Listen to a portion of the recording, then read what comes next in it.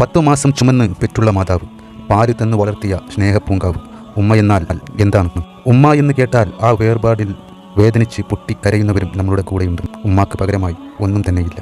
ഇന്ന് താമരശ്ശേരിയിൽ നടന്ന ഒരു സംഭവം നിങ്ങൾ അറിഞ്ഞു. ഇന്ന് 3 മണിയോട് കൂടിയാണ് ട്യൂമർ ബാധിച്ച് ചികിത്സയിൽ കഴിയുന്ന ഉമ്മാനെ മകൻ കൊന്നുകളഞ്ഞത്. ശേഷം ഒളിച്ചിരുന്ന പ്രതിയെ നാട്ടുകാർ കൈയോടെ പിടിച്ച് പോലീസിൽ ഏൽപ്പിച്ചു.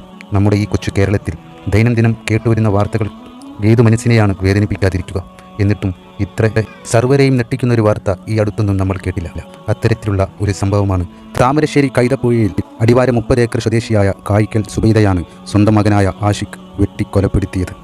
ബ്രെയിൻ ട്യൂമർ ബാധിച്ച് സഹോദരിയുടെ വീട്ടിൽ ചികിത്സയിൽ കഴിയുകയായിരുന്നു സുബൈദ എന്ന ഉമ്മ.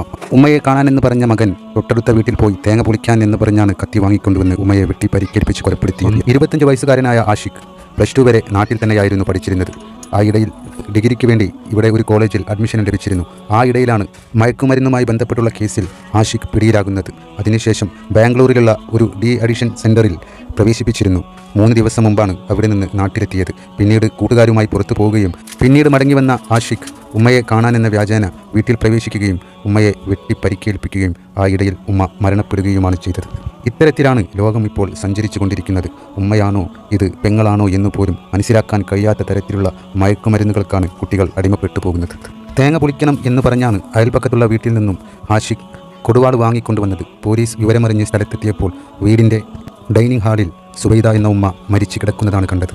മാസങ്ങളായി ബാംഗ്ലൂരുള്ള ഡി അഡിക്ഷൻ സെൻ്ററിൽ പ്രവേശിപ്പിച്ചതായിരുന്നു ആഷിഖിനെ. 3 ദിവസത്തോളമായി ആഷിഖ് ഉമ്മാനെ കാണണം എന്നുള്ള വ്യാജേന നാട്ടിലെത്തിയത്.